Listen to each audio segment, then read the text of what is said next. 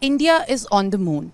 And now we are joined by the Noida-based startup CEO and founder Akash Sinha, who has developed a software which has powered the eyes of the rover which is on Chandrayaan. Thank you for speaking to us, sir. Now India is finally on the moon and we have seen the successful landing as well. In the Pragyan rover that is right now on the Chandrayaan, how does it feel to have achieved such a feat? Was to challenge to address some of the challenges that you will face in an environment like moon. First of all, we had a very small rover, very lightweight, very low cost.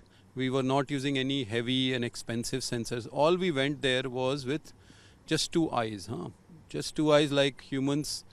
And the reason why we can just work with two eyes is because we have a really smart brain. And similarly, we built a very smart software that using just two eyes of the Pragyan rover will be able to build a 3D model of the moonscape where it goes.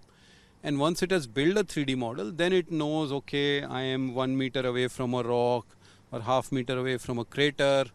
And if I have to go to this point, this is how I can plan a safe path. The same software also used in 2019 during the launch of Chandrayaan-2. So yeah, the software is almost nearly the same because the rover is also nearly the same. See, unfortunately on Chandrayaan-2, the rover never really came out. So yes, on the rover, in terms of hardware and software, there aren't that many changes. The lander's legs were a lot stronger. The engines were a little more powerful. And plus, we made a lot of changes in the lander's software. So last time the software had a lot of restrictions. We wanted to make sure that the lander cannot change its position more than 10 degrees a second. The lander will only land in a very small area. So this time we gave it a lot of freedom. We trusted its AI and we let the software take the best judgment. There were no locks or restrictions put on the software. As far as the India's space missions, especially lunar missions are concerned, what are your future plans into contributing even more and to make it even a successful? Our main focus has been on planetary robotics and also AI that can be used in this. So whenever there's a mission on which we have to put a robot on another planet, let's say in future we'll probably do that on Mars, then we'll help our space teams, ISRO and others to design a really smart software that will help them operate on that surface.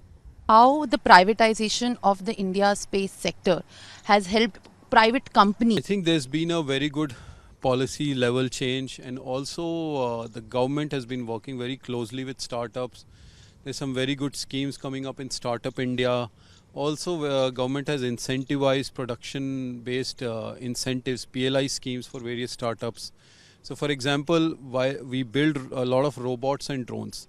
So, in drone segment itself, government is giving about 120 crores of PLI benefit to drone companies. So, a lot of that has helped because, the startups need a little bit of hand-holding in the beginning so that they can focus on developing their technology. So, I think that change we have seen a lot, especially in the last 4 or 5 years.